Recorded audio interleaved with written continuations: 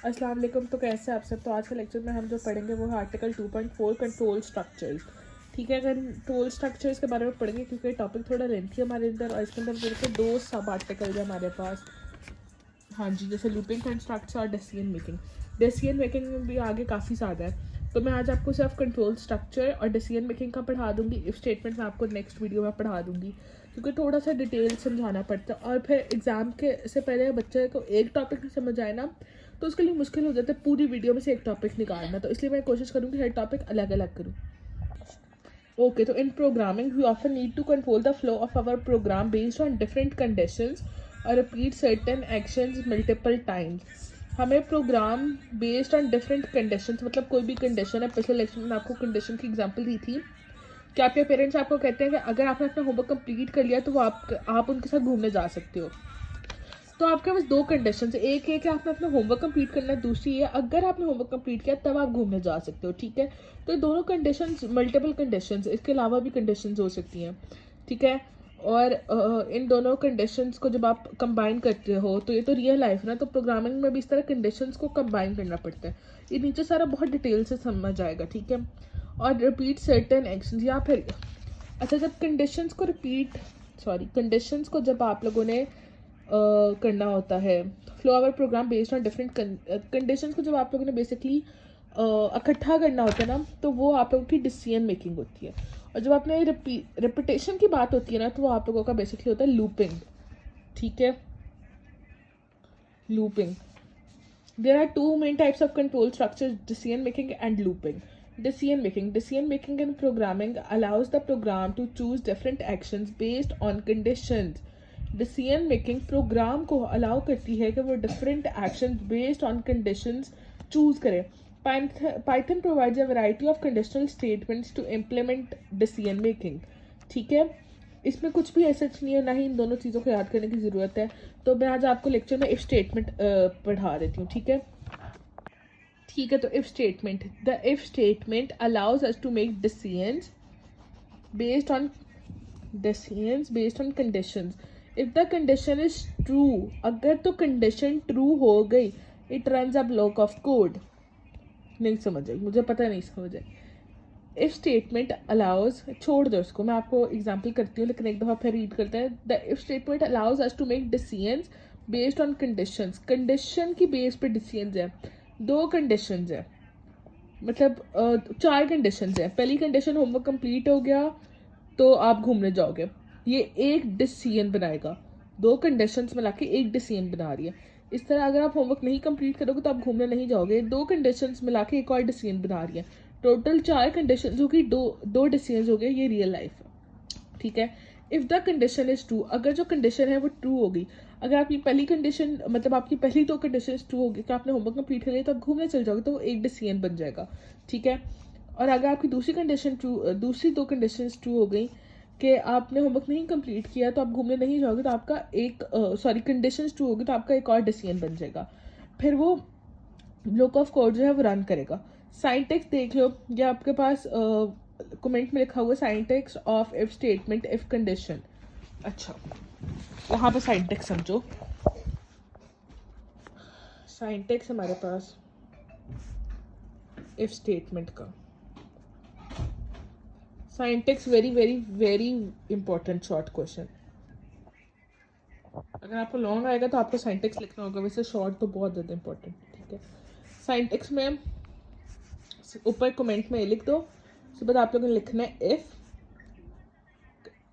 Condition. ऐसा मैंने Scientex का मुझे याद नहीं है कौन, जो मुझे लगता है फर्स्ट लेक्चर है ना, उसमें साइंटेक्स बहुत डिटेल से एक्सप्लेन किया हुआ है कि बेसिकली साइंटेक्स होता क्या है और प्रोग्रामिंग में साइंटेक्स क्या होता है। ठीक है, इफ कंडीशन कॉलन, इफ यहाँ पे लिखा है, इफ के नीचे यहाँ पे नहीं, ये यहाँ पे नहीं, यहाँ पे आप लोग गैप दोगे। थोड़ा सा आगे से शुरू करेंगे, ये जो गैप हम यहाँ पे दे रहे हैं ना, ठीक है, मतलब यहाँ तक अगर मैं यहाँ से स्टार्ट कर रही हूँ, यहाँ पे है मेरा कोड 2 रन हो जाएगा। ठीक है, तो ये जो इतना गैप है ना, ये सारा इससे पहले तक, इसको कहते हैं इंटेंडेशन। इंटेंडिंग, ये प्रोसेस जो है इसको इंटेंडिंग कहते हैं। इंटेंडिंग बहुत ज़्यादा ज़रूरी है। नहीं करोगे तो एरर दे देगा, ठीक है। कि याद रखना, इंटेंड करना बहुत ज़्यादा ज़रूरी है। इसके नीचे लिख दोगे तो एरर दे देगा, कोड गलत, पूरी प्रोग्रामिंग गलत, पेपर में भी और रियल लाइफ में भी। अगर कोड लिखोगे कंप्यूटर पर रन करोगे, एरर, हर मरतबा एरर। कोड भी रन, वेबसाइट भी नहीं बनेगी, जो बनाना है वो एप्लीकेशन भी नहीं बनेगी। पेपर में लिखोगे तो 2 नंबर गवा दोगे अगर शॉर्ट आया, और अगर लॉन्ग आया तब भी 2 नंबर ही गवाओगे, ठीक है। उसके बाद नीचे else colon, else, else F के नीचे आएगा कॉलन, एल्स के भी नीचे स्पेस देनी है।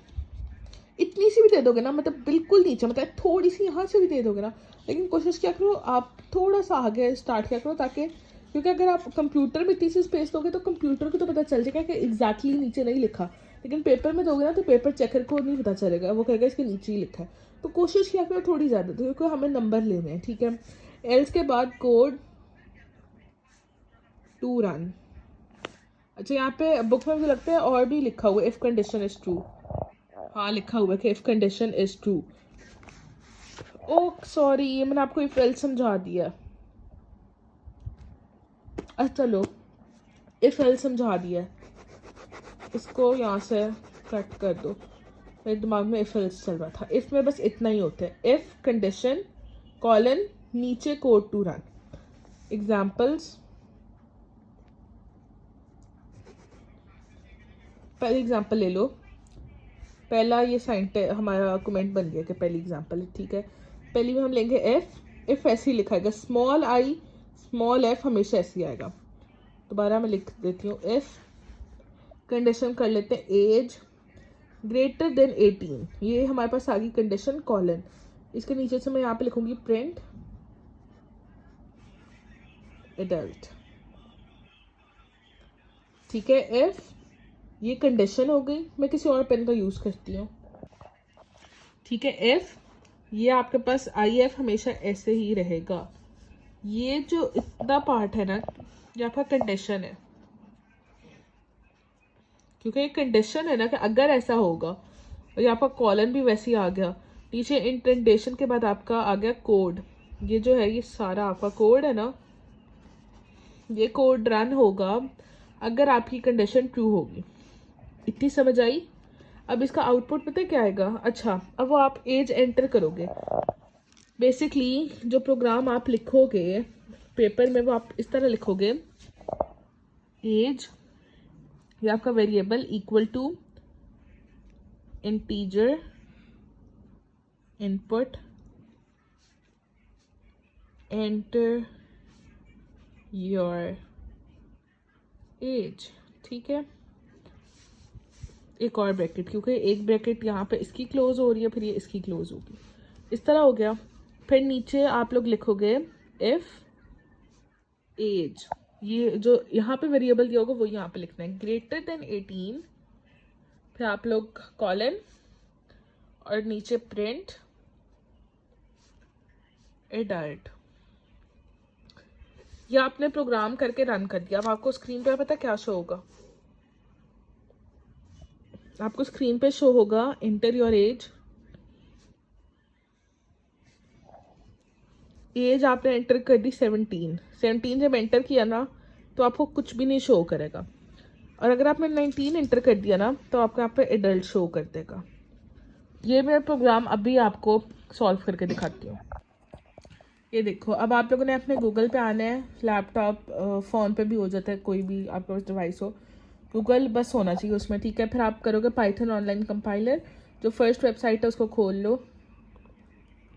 खोलने के बाद यहाँ पे जो पहले से कोड लिखा होगा इस सबको रिमूव कर लेना, ठीक है। मैं थोड़ा सा क्लोज करके दिखा दूँ, ओके।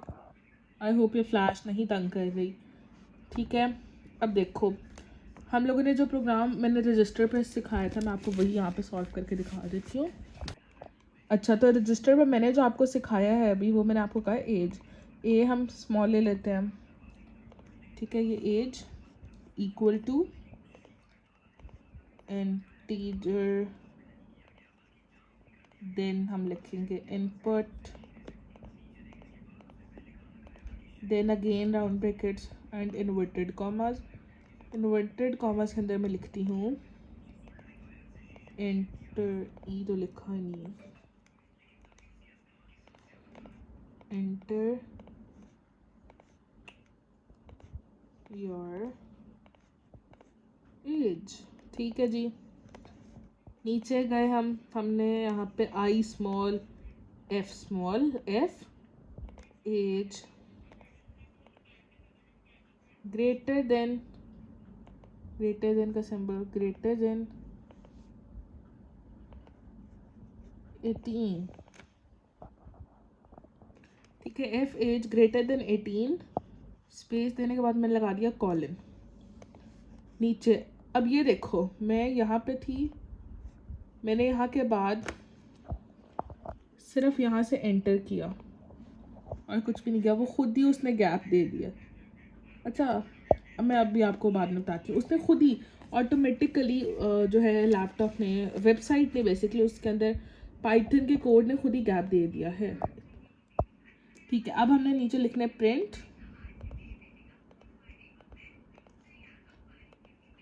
प्रिंट फंक्शन का सिंटैक्स हमारे पास राउंड ब्रैकेट और उसके अंदर जो है इन्वर्टेड कॉमर्स, और मैंने लिख दिया एडल्ट। यहाँ पे ये रन का बटन है हमारे पास, रन किया तो हमारे पास output I enter your age में एंटर करती हूँ अपनी 12 एंटर कर देते हैं, 12 एज। कोड एग्जीक्यूट हो गया, क्यों? क्योंकि हमने तो उसे कहा था 18 से ग्रेटर होगी तब आपने एडल्ट लिखना है। अच्छा, अब हम दोबारा रन करते हैं, एंटर योर एज, मैंने लिख दिया 20, एडल्ट आ गया। ठीक है, अगेन अगर रन करूं और मैं 18 लिख दूं तो ये कोड एग्जीक्यूट करेगा, क्योंकि 18 से ग्रेटर तो नहीं है ना। अगर मैं इसके साथ यहाँ पर वेट, ठीक है, यहाँ पर अगर मैं इक्वल टू भी लगा दूं, यहाँ पे बन गया age greater than equal to 18।